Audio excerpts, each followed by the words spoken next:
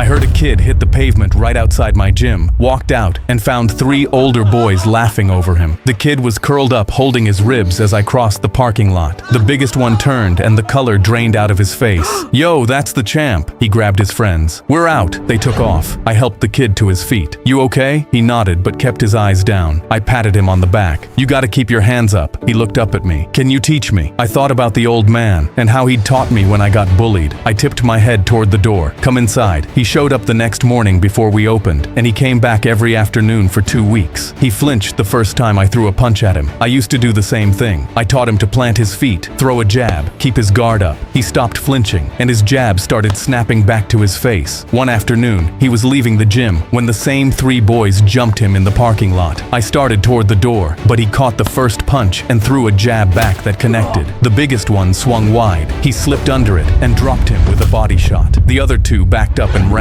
He came back inside breathing hard, knuckles bleeding. "I want to be a world champ, just like you." I shook my head and smiled. "Then you got a lot of work to do, kid." His eyes drifted past me. He pointed at the back wall. 2 belts hung side by side, my championship belt and an old faded one next to it. "Whose is that one?" he asked. I lowered my mitts and looked at the faded belt for a long moment. "Belonged to an old man I once knew." The kid kept staring. I swung the mitt and caught him on the side of the face. He hit the mat. "Hands up, kid. You drop them, you die." He looked up at me. I tapped the mitt against my palm. "Get up." He pushed himself off the mat and raised his guard. I raised my hand and asked the teacher to use the bathroom. I had an overactive bladder and was liable to piss myself. "Sir, I need to go." But he smirked and said, "Going to the bathroom is a privilege you haven't earned." He went back to tidying his desk. I didn't want to pee myself on the first day, so I showed my doctor's note that this was a medical emergency. He crossed his arms and said, "I can tell this is fake. Try that again, and you're getting suspended." Other kids looked at me giggling, while the pressure in my bladder kept building. I tried to just walk out with my legs crossed, but he physically blocked me. "You're not leaving, and for this, you're getting extra homework." I waddled back to my seat, and while he was telling me about the extra pages I had to read, I felt something down my leg. Liquid was pooling in my trousers. The puddle spread onto the chair and floor. Someone pointed at me, and I immediately ran out, my face red and embarrassed. The teacher didn't even check on me or apologize. I became the school meme on the first day. When I walked into his class the next time, kids were laughing at me, and he smirked at me, so I knew I needed revenge. I pulled out a water bottle and chugged it quickly, then pulled out a second bottle and chugged that one even quicker. After chugging a third, other kids looked on. "Bet you won't chug a 4th pee pants." I smirked and chugged a 4th. The teacher looked up from wiping down his desk and angrily asked, "What are you doing?" I replied, "Just hydrating, sir," and chugged the 5th bottle of water. By the 8th bottle, he was so angry he snatched it from my hand. I could tell everyone was confused, but at the end of class, I felt my bladder ready to go. I raised my hand. "Sir, can I use the bathroom?" He didn't even look up from his desk. "You still haven't earned that privilege." But this time, I simply stood up and walked to his desk. He said, "What are you doing?" And I just sat on his desk and let my bladder go. Within seconds, 8 bottles of water pooled in my pants and completely drenched his precious desk, destroying all his framed photos of himself. His face turned red as he screamed for me to get off, but I pushed my bladder harder. 60 seconds of peeing later, I was done and sat there with the most relieved look on my face. He paced around the room, jaw clenched, angry like a wild animal wanting to hit me, but he knew he couldn't touch a 14-year-old. Sure, I had destroyed my pants, but I could wash them. His precious desk would smell like pee forever. I looked around, and by my classmates' faces, realized I was now Pee Pants, the school legend. It was my first week in the military when a soldier walked up to me and slammed his helmet into my face. I hit the ground in shock. I didn't even know which soldier hit me. My eye was bruised and swelling shut. I got up and was about to swing at him when another soldier grabbed my arm. "I wouldn't hit him if I were you." I asked why. He pointed at the guy who hit me. "That's Rob, the commander's son. He's untouchable because his dad runs this whole base. He bullies people for fun because he knows he can get away with it, and it looks like you're his new target." But I wasn't going to let him push me around. Until 2 weeks later, we were doing push-ups during morning drills. Rob walked over to me and stomped on my hand with all his force. I heard the bones in my hand cracking. He leaned down and whispered, "What are you gonna do about it?" I got up and walked over to the commander's office, showed him my hand, and reported it thinking he'd help me. But instead, his dad punished me and gave me extra duty for starting confrontations. He said, if you get one more write-up, you're kicked out. I couldn't let that happen because I'd lose my government benefits and my family would suffer. I had to handle this myself. I walked out of the commander's office with my hand throbbing, and that's when I saw the bulletin board in the hallway. There was an annual base inspection in a few days. A high-ranking official was visiting next week, someone higher than the commander. I stopped and stared at it. I knew if I could get Rob to bully me in front of that official, not even his dad could save him from the consequences. The day of the inspection came. I saw the high-ranking official walking through the base with the commander. Rob stood by the barracks. I walked straight toward him, and as I passed him, I flicked his hat off his head and laughed. He looked at me in shock. I leaned in and whispered, "What are you gonna do about it?" His face went red with anger. He charged at me and tackled me to the ground. He threw hard punches, but instead of hitting back, I just covered my face so it would be clear that I was the victim. The high-ranking official heard the commotion and ran over. He looked at Rob's dad. "What is going on here? Commander, do you accept this type of bullying on your base?" Rob looked at his dad, waiting for his dad to stand up for him. But his dad knew if he defended his son right now, it would cost him his position. The commander stood stone cold and said, "No, sir, I don't accept this behavior. This soldier is discharged. Get him off my base." The untouchable soldier got kicked out by his own father.